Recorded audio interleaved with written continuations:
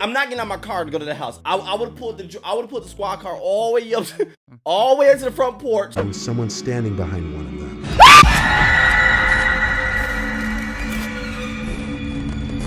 Now this one can only be nothing but amazing. It has to be, because for one, I'm quite sure they go through a lot of creepy stuff daily when they come to the cops. I even used to go to sleep to like listening to. I even react to a couple like scariest 911 calls and stuff like that. Like, yo, those are legit creepy. Why do I like creepy stuff like that? I don't know. You all know I love freaking horror. All right.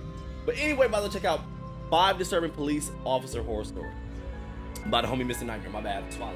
Pause. But anyway, so I know it's gonna be hella lit. Once you get the original video, link in the description below. But let's go. I don't think Mr. hit that like button. I don't think Nightmare has ever led me wrong anyway. I mean, led me to something whack anyway. My partner and I got a breaking and entering call late one Friday night. I'd never responded to a call like that before, but it sounded serious. A young woman was home alone and heard footsteps downstairs, but when she was on the 911 call, the call was cut before she could give her location in the house. We arrived to the home and entered through the front door, which was left unlocked, which later proved to be how the break-in occurred. Both of us shouted police with our guns drawn, expecting the suspect to be armed. We called out for Anna. That was the homeowner's name. Anna never called back to us. She must have been scared and didn't want to give away her position to the intruder. We checked the whole first floor, which was small and quick. There didn't appear to be a basement. A door shutting upstairs drew my partner and I's attention. I led the way upstairs. All the doors had been shut, so I couldn't really tell which door I had just heard. It's why I can't be a police officer. I told my partner to check that one while I checked this one. You go check it. I turned the doorknob and kicked the door open, immediately lifting my gun into the air. It was a dark, empty room. I heard breathing in this room, though. And if that shit, you better come out, because I'm about to shoot. I looked at the closet door, which was slid slightly open, and I saw half a face, mostly someone's eye, peeking through the opening. Resting assured it was Anna, I lowered my gun and said, "Anna, it's okay, you can come out." But she didn't. I'd be so eminent, Anna. Quieted. Then my partner in the next room over called, "Jason, I found her." My feeling in the room suddenly went from at ease to ready to throw up. I raised my gun again and yelled, "Come out of the closet." They did not obey, so I called my partner. Sorry, my immature mind went there. I'm sorry. Come out of the closet. Okay, I'm sorry. Go back. I don't want to. Okay. Feeling in that room suddenly went from at ease to ready to throw up. I raised my gun again and yelled, "Come out of the closet." They did not obey, so I called my partner into the room. He turned on the light and we opened the closet together to see this disheveled, drugged-out woman holding one of Anna's kitchen knives. Hell no! I'd have shot her. 2 guns pointed at her. She dropped the knife and we brought her into the precinct. There ain't no woman, that's the grudge. Thank God I was stationed in a safer area of town the next year, and I haven't gotten any breaking and entering calls since then. If you go break in my house, please just be, I want you, please be a normal person with a ski mask. Don't look like The Ring. I mean, I would have lost, if I'm saying I'm playing a game, and I just see that come, I'm gonna just, like, oh, heck no. I'm sorry, but no. Why you pick my house anyway? As a state trooper for 15 years, I've experienced my share of close calls and uncomfortable situations. This happened over a decade ago when I was still relatively new to the job. I was on night patrol on an interstate about 2:30 a.m. I usually had my car parked near a bush to hide myself from view from oncoming speeding cars. But at this hour, I didn't really try to hide too much. I was moving my car and pulled into a gas station that sat on the side of the interstate. It was closed, not because it was late, but rather it was temporarily out of service. I noticed 2 cars parked in the lot next to each other. There was nothing immediately suspicious about this, but I kept my eye out just because strange things happen at this hour. I'm too nervous. I parked my car in a way that I could watch the interstate as well as these 2 parked cars. I realized that I didn't see anyone in either of those cars though. Now this was quite suspicious. The station was closed and there were no workers here. I exited my car with my hands on my belt and approached the 2 cars. I tapped on the window. I'm too nervous. This is why people like me shouldn't, and I know I couldn't be a cop because I'm too nervous. If I go in there and it's dark and there's nobody in there, I like how he said his gun was built ready, prepared. Man, my gun, ooh, my gun like this. I'm whole time. You better not move wrong. I don't care who you are, cause you gonna get popped and I'm gonna get fired. I'm sorry. I'm loving this one already. I exited my car with my hands on my belt and approached the two cars. I tapped on the windows for the both of them. Nobody in either of them, as I suspected. I began to walk around the lot as the occasional car zipped down the interstate. I went up to the glass of the closed gas station and knocked on it. I turned around, dumbfounded. Whose cars were these? Just as I imagined they could be in the woods somewhere, I heard someone running from around the building and ask for my help. You better say back. He was some young 20-something-year-old man, like me at the time. He said his car wouldn't start and needed help. So why you back there? Now, I told him right away that I was no mechanic and that he'd need to call a towing company, but he practically begged me to just check under the hood for a second. I'm a police officer. He ran to his driver's side and popped the hood. I looked under the hood with him, heel slamming, not really knowing what to look for because I wasn't much of a car guy at the time. I asked if his battery died, and when I looked at him, I took note that he was looking around very oddly. He replied, "I don't think so." I then looked at the car parked next to him. Forget this car. I'll close Whose car is that? I asked him. He said he didn't know. Yes, you do. He simply parked there to see if there was a porta potty in the back or something. I was reading through this kid's bullshit. Something was up here. As I looked back at the guy from the two cars, I saw him looking back at something or someone. I turned and saw another guy approaching. See, that's why I can be, because I just been spinning in a circle, bow, bow, bow, bow, bow, bow, spinning in a circle as I'm running towards my car, bow, bow, bow, bow. Cause you obviously gonna be ducking out the way. I'm getting to my car, I'm going home. The chief gonna call me like, "Charlie, what happened?" I'm like, "I quit." That's what happened, clown. With a knife in his hand, I unholstered my gun and aimed it at him. He dropped the knife and put his hands up. They both did. You got a knife and I got a gun. I immediately called for backup while keeping the two at gunpoint. I cuffed the one who was holding the knife and placed him in the back of my car, and then grabbed the second pair from my glove box and cuffed the second guy. When backup arrived, I went to the back of the gas station where the first guy had originally approached me from. What I found there still holds up to be the most disturbing thing I'd ever seen in all of my years as a trooper. Nobody did. There were two fresh, dead bodies wrapped in garbage bags, cut up in 2 pieces each to fit in the bags. Along with them was also a shovel sitting on the concrete by the woods. The two were planning on burying the bodies somewhere in the woods off the interstate, and it seemed they were in a hurry. These two were a couple of the dumbest people I had ever interacted with, being that out of anywhere in the state, they chose to bury 2 bodies off an interstate. Why would you do that? You know cops sit on the interstate all the time. Not even just cops. You usually see the state boys sitting there. Why would you go off an interstate? That's dumb. Clown. Behind a gas station. Going to sleep at night knowing you almost had your throat slit by somebody on the job messes with you. And I didn't get much sleep for a while. Hey, come on, Nightmare. This music, bro. Hella not that bright. I'm a rookie cop currently working the night shift. Oh, hell. I'm just a normal patrol officer conducting traffic stops and responding to basic 911 calls. 2 nights in a row last week, I was called to the same house. Dispatch had called me to check out the house as someone had dialed 911 and hung up. The house was a couple miles from me, in my patrol zone. I arrived to the house quickly and turned up the dirt driveway through the trees onto the property. If you look anything like that, I'm not going there. The house was dark, no lights on, no cars, nothing. I parked my squad car on the far right side of the property and went to the front door, taking note that all the windows were properly shut. If that's the house, I'm sorry, you kind of want any trouble that you're asking for at this point.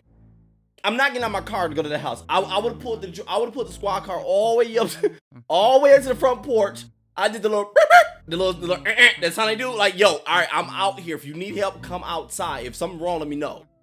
I knocked on the door and no answer. The door was also locked. For my immediate guess, the place was abandoned for years by the looks of it. I called to dispatch that the place was abandoned and nobody was there. Then I left. The next night, I was working the same shift. Around a similar time, I got a call from dispatch that there was another 911 call from the same house. Only this time, someone could be heard crying on the other end before the call ended. Maybe they've been kidnapped. I was asked to check out the house again. This time I was a little further away, but still the drive wasn't too bad. You gotta be brave to be a cop. I pulled up the dirt driveway again onto the property, and again, no lights, no cars. I approached the front door again, and this time it was left cracked open. I knocked on the door while holding the doorknob to prevent the door from pushing open. No answer. I called to dispatch that I would be entering the house, which I was cleared to do since the crying over the line implied an urgent situation inside the house. I drew my gun and entered the house. I Tried to find a light switch without luck. I had my gun in one hand and now my flashlight in the other. The house was mostly silent, besides this sound coming from behind a closed door. It was the basement door. Oh, hell no. I called to dispatch for backup in a whisper. The sound coming from down in that basement was a tone, like a dial tone of a phone. I started walking down the stairs as quietly as possible. And you went down? I got to the bottom and followed the noise of the dial tone to an old early 2000 style landline speakerphone. The phone was off the hook, and it was playing the dial tone on speakerphone. I put the phone on the hook to silence the noise, and it was almost as if it were planned to happen like this. Duh. As soon as the phone hit the hook, I heard a muzzled laughing type noise in a Boom, boom, boom, corner of the basement. I turned around, and there was some guy standing opposite me in the basement, with his hand over his mouth, and he appeared to be laughing. But it wasn't this genuine laugh. It was more like a sickly, mentally unstable laugh. The guy was holding something in his other hand. I couldn't see what it was at I don't first, care what it was, I'm shooting. but when he raised his hand up to his head, I realized he was holding a revolver. I aimed my gun at him and yelled to drop the weapon. He paused as he had his revolver to his head, apparently about to pull the trigger. So I shot him in the arm twice, causing him to drop the gun. He screamed in pain as I cuffed him and brought him upstairs. I requested a medical team. I wouldn't even cuff. I would have shot Bob out and I'd have ran upstairs. Like, bro, I'm not about to go in this house regardless, bro. That'd have been the day I've been fired anyway. I wouldn't last as police on the job. I'm letting you know. I would have made it past day one. Because they'd have called me back. Like, Charles, this is Chief. What happened with that call we told you to go into the house? I'd play dumb. Like, what call? No, anybody tell me to go in that house? No, I was ain't nobody tell me to go in there, bro. Once. Nah. A second squad. You want me to go now? As did an ambulance a few minutes later. The scariest part about this for me was not that I had to shoot a man in the arm twice, Good. but that I was mere seconds away from seeing a man spray his brains out onto the wall. So what was his what was it? Oh, I like this one is hella good, bro. My partner and I got a radio call of a welfare check. Good, you got a partner. Just to check on the welfare of a person. A woman's ex-boyfriend called because he received text from his ex stating that she wished it had never ended and that she could no longer go on without him. Oh, I know this. We get to the place, knock, pound, etc. No answer. We call the number the ex provided and get an answer and a hang-up. So we hear it from the outside window and know she's in there. We say we're going to break the door down if she doesn't answer. We hear some slurred mess of speech. Door unlocks but doesn't open. We open the door to find a young woman, wet, naked, pale as hell, and swaying in one spot. Her hands bleeding. We call a rescue ambulance, and she's off to the hospital. Now to the creepy part. None of the lights would turn on, so we conduct a safety search and find candles lit in the bedroom and bathroom. On the walls were Bible scriptures written in her blood, and a tub of brown water, the water being mixed with old blood. I don't know how she survived, because that water was dark. She had been sitting in it for approximately 3 to 4 hours. What was wrong, man? That made me think like those, you know those Carrie type movies that people like. That's where what I thought it was going was someone I guess was breaking up with another person and they was like going to kill that person and their cells, whatever. But anyway, but once he was like when he saw the woman, I was thinking like you know the Carrie type people that be like really super duper like uber religious, where it's like I have to do this for God. Those you know the really over the top ones where it's like oh my God, that's what I thought was going at first, whatever. Before getting transferred to a different county, I used to work as a police officer in Burlington, New Jersey. Burlington is not a safe place. They say that crime there is 88% higher than the rest of Jersey. Damn. Having worked there for a year, I got to learn that firsthand. Now there would be a lot of break-ins, robberies, assaults, and after a while you'd get used to those calls. Sometimes you'd get pretty strange, unsettling calls though. This was one of them. Most Burlington locals are familiar with the McNeil Mansion, a long abandoned mansion that sits right on the Delaware River. Who's going there? The home was constructed in 1894 to serve as a residence for Andrew H. McNeil. That name, well that name sounds very old. As a residence for Andrew H. McNeil. Yeah, no, as well as his wife and 4 daughters. The house had been abandoned and left to decay since 1974 and is now owned by the county. Sometimes there would be kids trespassing on the property to check it out. Sometime past midnight, I was told over the radio by dispatch to investigate the property, as there was a report by a neighboring house that there were some people seen hopping the fence to the property. Upon entering the property, I noticed a light coming from inside one of the upstairs windows. No! Part of me inside died a little as I realized someone was in there and that it was my job to go in and get them out. I requested backup into my radio and stated I would be entering the mansion to pursue a trespass. Wait for backup! I scanned the outside of the house once more, looking for an entry point, and found one of the lower windows was smashed open and easily accessible, and that's how I made my way in. Right away, first thing I did was make my presence as a police officer known. I was inside what appeared to once be the living room of the mansion, rubble covering the whole floor. I heard footsteps upstairs. I shouted again, expecting them to come down the stairs. When they didn't, that meant it was my job. Then they don't want help! I went up the stairway and started walking around. There was no way to hide my steps with all the litter and rubble on the ground. I heard something fall in a nearby room. This is when the worry and fear really started to kick in. At this point, I had my hand on my gun holster ready to react. Mine out. Though let me tell you, having a gun doesn't make you feel invincible. Give me one and put me there. Oh, watch. I shouted again The way to try I'm and draw shooting. out the trespassers from the room. You ever hear that dumb, overused quote, "I didn't sign up for this" in the movies? Mm-hmm. Well, I was pretty much feeling that exact way. I stepped into the room that I thought was where the noise had echoed from. Nope, it's behind you. It was some small, weird room with a bunch of windows with blurred glass film. There was a sliding closet door open about 3/4, so they had to be in there. I took out my pepper spray and gave one more warning that I was a police officer before yanking the closet open fully. It was empty. This made no sense. I looked around the room and the windows. They looked to an outside deck, and there was someone standing behind one of them.